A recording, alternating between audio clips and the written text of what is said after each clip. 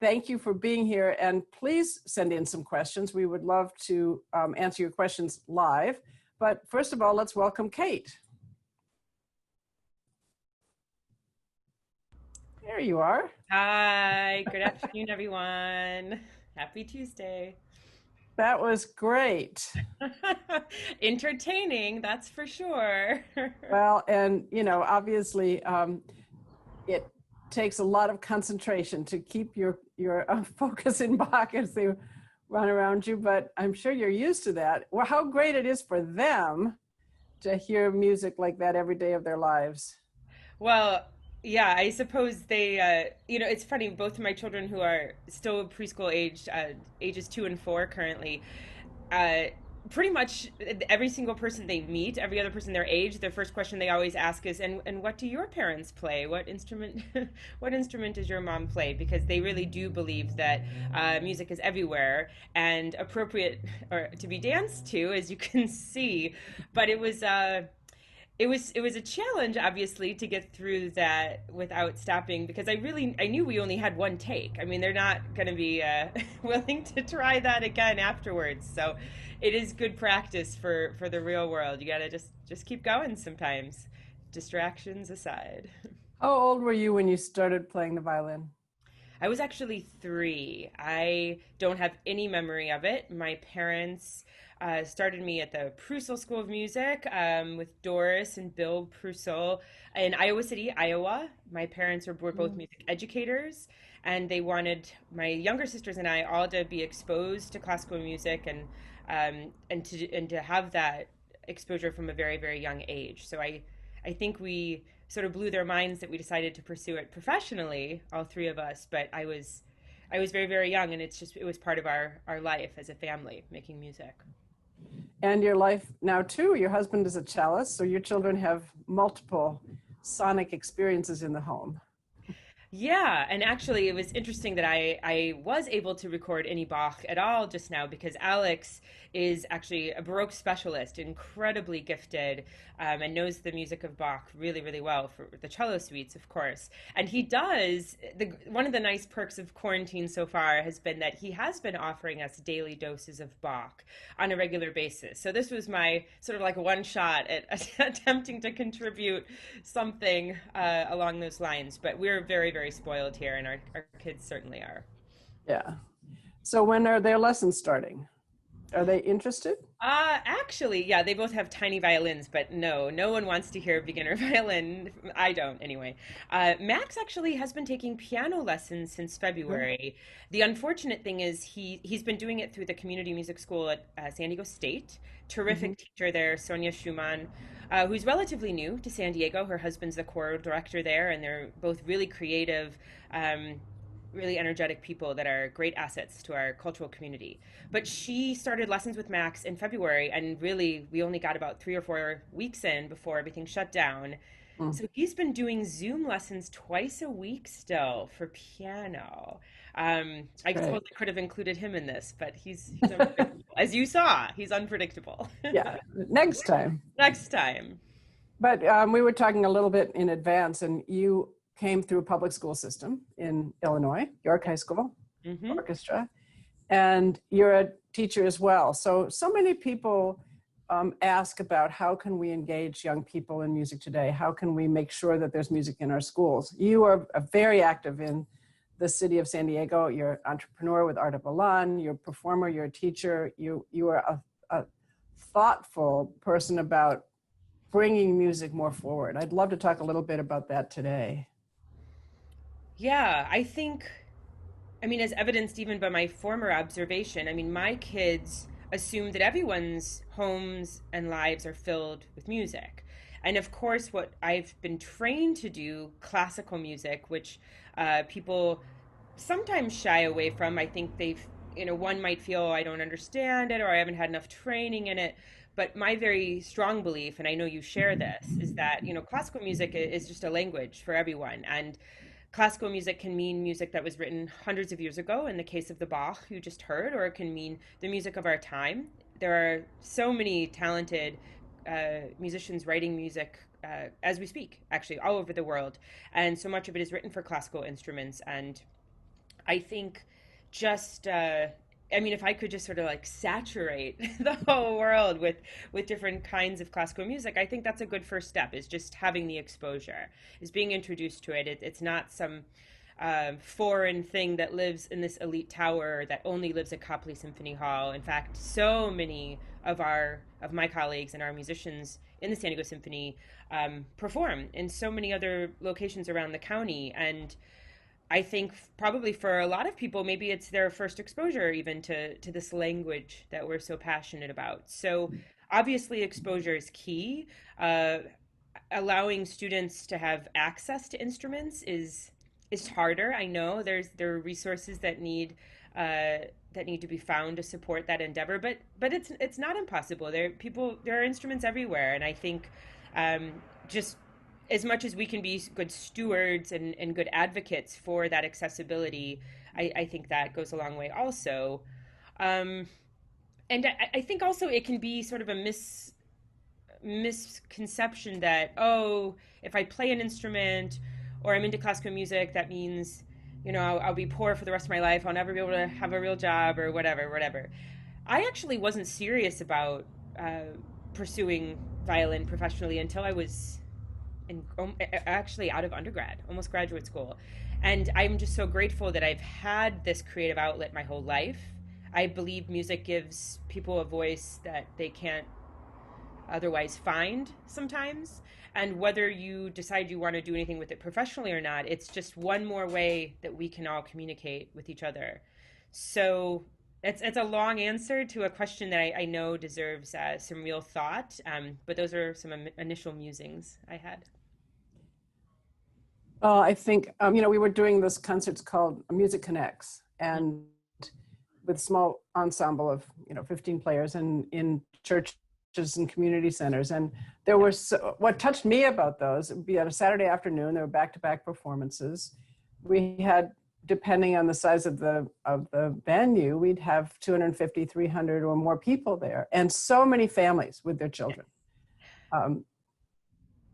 I actually brought my son. That was Max's first San Diego Symphony. I think it was one of his first. I think it was his first full length one. We loved coming to those concerts. I've been to many, many churches now around the county, one in La Mesa, one in Point Loma. We followed those concerts around because he loved them. And in fact, I think he was dancing in the aisle at the one at Point Loma just this past spring. But it's nice to be able to rub shoulders with people from all different walks of life. So I just thought that was such a great initiative. And hopefully when we are able to come together and rub shoulders again, those can continue. Well, I honestly, as we look forward to what the fall looks like, we still don't know. It's such a changing landscape, and people say, well, are we going to have concerts? And the Music Connects concerts, I think, are one way we will be able to get started again, because it's a smaller ensemble in terms of being able to play and smaller audiences. And I love that program. And I also think, like this Lunch and Listen, it gives an opportunity for people to be close to you as performers, and to, see you as the individual musicians that you are. Sometimes on the stage of Copley Symphony Hall at Jacobs Music Center, it's a pretty vast space. So there's a little bit less ability to actually look into your faces in concentration like we can. And that's the other thing about, I know you've been experimenting a lot in this virtual realm. That's the other thing about the virtual experience. While I can't wait to hear live music again, it still brings people close. What do you think the assets of that, or what have you discovered as the virtues of that communication? Well, I think you're right. As much as it's been hard to pivot and allow our kids to see us on computers and Zoom calls and such all day long, I think in some ways, at least for the work we do with Art of Elan and the young people we work with through our community engagement programs, in some ways we've been able to do a deeper dive with everybody, just because you kind of, well, a lot of people's schedules are much more flexible than they ever were before, but you can really sort of see the humanity in relationships with people. I was joking early on that I said everyone's going to start seeing, you know, sort of the soft underbelly of Art of Milan or of classical musicians here, because you can see people just playing Bach in their living rooms and speak with them when they're sitting in their homes and not in their formal wear on stage. So I think it just adds a human quality and the ability to be able to facilitate a conversation with, I don't know how many participants we have today, but quite a few people. We're sort of in this virtual living room here together, and even though it's technology which can sometimes make you feel less connected, and I think in some ways we are able to speak more directly and more candidly to each other through this platform. So silver linings, I suppose. Silver linings. I had the great privilege of working with you and some of your colleagues on the kind of super secret music director search committee. Mm-hmm. We all, it was a great process, and we had 21 conductors come to San Diego. Yeah. And I think it was, for me, it was a really wonderful time to get to know you as musicians better and to hear the orchestra with so many different people. But you were not playing in the orchestra. You, I think, were on leave for part of that. So you also got to hear the orchestra play with them as an audience member. You got to be in the hall and hear your orchestra playing, which was kind of a great experience, I think, to have that perspective. Yeah, it absolutely was. I had just had my second son. So this would have been the year of, what, 17, 18, right? I think yeah. Raphael came for the first time in January 2018, right? That's correct. Right. That's right. And I had a 1-month-old baby at that point and a 2-year-old, and I was on maternity leave. And I remember, I think I came to the Sunday afternoon concert. I sat, way upstairs somewhere, and I was so tired, of course, because you have a 1-month-old baby. And I was not prepared at all for the riveting performance that just kept me on the edge of my seat the entire time. I mean, I was exhausted. I was, thinking, oh, I hope I can stay awake. And yet I was just riveted. There is so much energy on that stage, and it reached all the way to the balcony where I was sitting. I couldn't believe it. The orchestra sounded terrific. And he was just so graceful and just seemed so effortless what he was able to do with the orchestra, and it blew my mind. And so it's been a fun journey since then, and I know there's so much yet to come, of course, with him. But every time we've made music with him as an orchestra, it's just sort of that same other transportive feeling. Really, it's incredible. We are incredibly lucky that we get. Well, and I also recall as part of the process that you flew with your 1-month-old to Chicago. Just a few days later.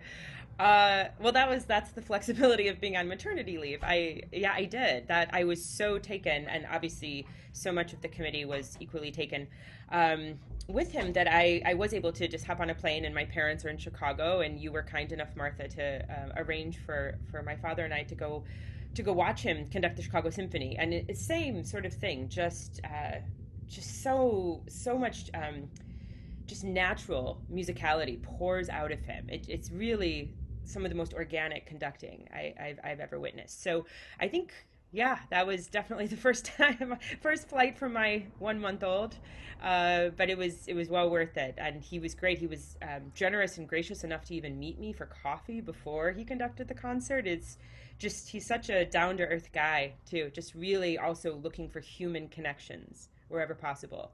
So I'm really grateful that he's part of our family now. And I hope your parents are watching today. In fact, they remember that time. I think they are. They were going to. So if you're here, you should be, I know, are very proud of your daughters. And we're happy to be able to talk to Kate today. Yeah. So, yes, you said, we're here. Yay! Great. All the way from Elmhurst, Illinois. So you were educated. This is a question from one of your audience members. What were you educated at the University of Iowa, and what's your favorite memory of? This must be an Iowa graduate. Sorry, we have to move this question over. What's your favorite memory of Iowa City from a U of I graduate. Yeah. So what's interesting, I lived in Iowa City from the time I was born until I believe I was about 7. My two younger sisters were both born there, and my parents were always from the suburbs of Chicago. They were always planning on going back, but my dad was completing his doctorate. He's a music theory professor, retired now. So I never knew what a doctorate was or what a thesis was when I was that young. I just knew when that was done, we were moving back to Chicago. But Iowa City must have stayed in my blood because when I was forced with an undergrad decision, there was no question. I loved the town. I loved the feeling of the town. It's just very progressive, very creative. They have, of course, a huge history with the Writers' Workshop. There's just a huge history of creativity there and support of the arts. And it's not a far drive from Chicago either. But I'm trying to think. I did play violin. I had music opportunities in college, even though I wasn't studying it formally at the time. So there were some regional orchestras I played in. I did participate in some of the music school activities from time to time. But mostly what I did was go to the law school because it was like this glorious new building and I could just find a quiet table. And at the time I was studying political science and international law. So there was something about that space about the city too, that just had so much sort of academic history. I kind of was like really nerdy the whole time I was there. And of course I went out, I went to bars, have my parents close their ears for that part, went to restaurants, but there's just something really quaint about it that I loved. So it would be hard for me to say one specific memory. I just sort of talked around the question, but I loved so many different aspects of Iowa City. I haven't been back in a while, and now I'm realizing I need to pay it a visit. It's beautiful on the bluffs of Iowa City. It's very topographically for the Midwest. It's quite That's true. dramatic. With the river and the gorgeous, the new now, they had to rebuild it after the flood. The Hampshire Performing Arts Center is new and stunning, apparently. So, yeah, all good. I went there on a college trip with my oldest son, and we had some of the best Indian food I've ever eaten in Iowa City. That's my memory of Iowa City. Okay, see, I think I need to go back. It's been too long. Absolutely. Someone else, and I'm not sure how to answer this one. I'm not sure you are, but it said, I recently saw a video clip that looked as if all the violinists were playing left-handed. Was the video reversed, or are there violinists who really play left-handed? I think there might be one. I think he was sort of like a famous kind of uber talented soloist guy a while ago. I'm sure there are people who do. Most people don't. The violin is set up in a certain way so that it doesn't really work tension wise, string wise. You'd have to have a whole different instrument built for you, really. Right. What happens now, and we're all learning Zoom, we're all learning these other software platforms, a cappella, and ways to record ourselves. What can happen is if you're using an iPhone and you don't have, like, depending on if you have it flipped or not flipped, or an iPad. My husband would know the answer more directly to this, but I know it has to do with how you're recording. And if you don't have the orientation right while you're recording, and it has to do with what your device is doing, then it flips you. So it's really unsettling, but no, I'm sure the recording this individual heard is just, it just wasn't oriented right. Yeah, the fact that you would find multiple left-handed violinists in the same. So you have to, it's a learning curve for all of us, how to record on your phone or on your iPad or on Zoom. So yes, it looks kind of freaky, but I don't think that's actually what they were doing. I think you're right.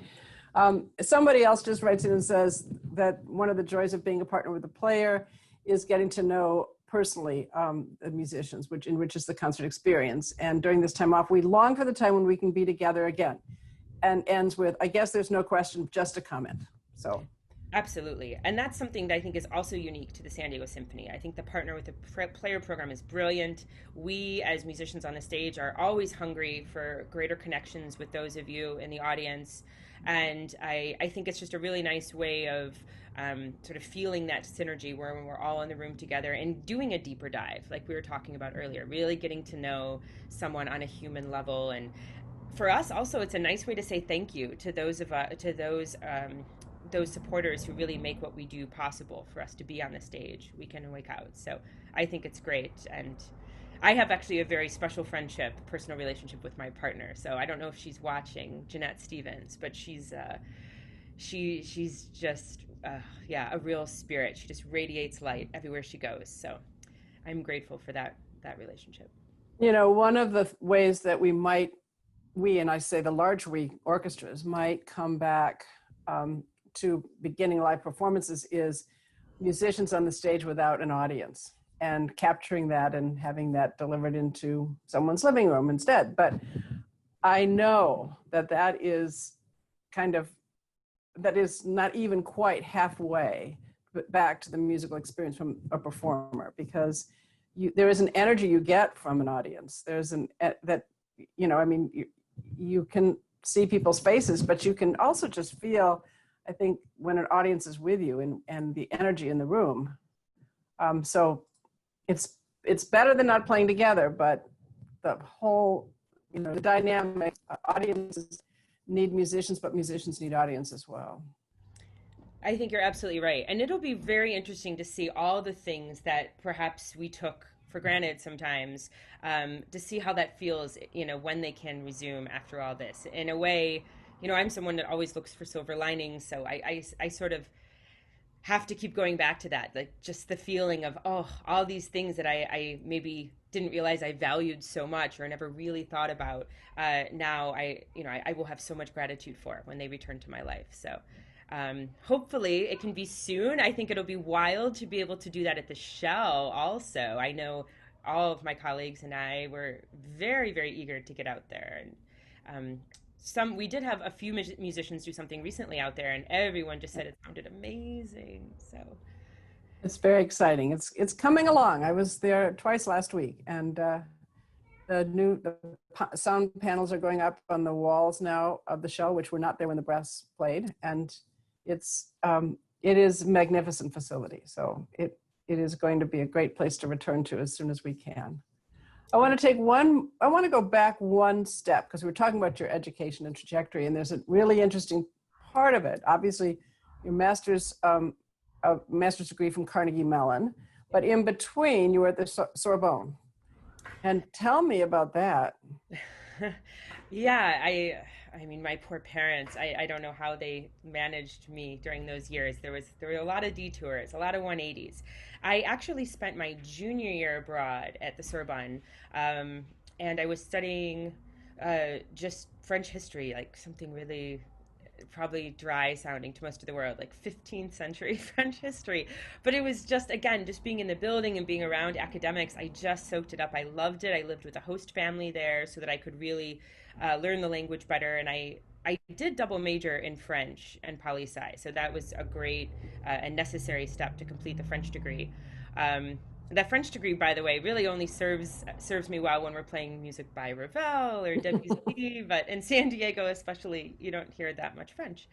So I'm trying to learn Spanish now, but it really was, like anyone who's ever traveled the world at that age, I was 20, 21. It was just so incredible to sort of see what's out there and travel mostly and study. But I also worked in Washington just for a hot second for the senator, still Senator Durbin from Illinois.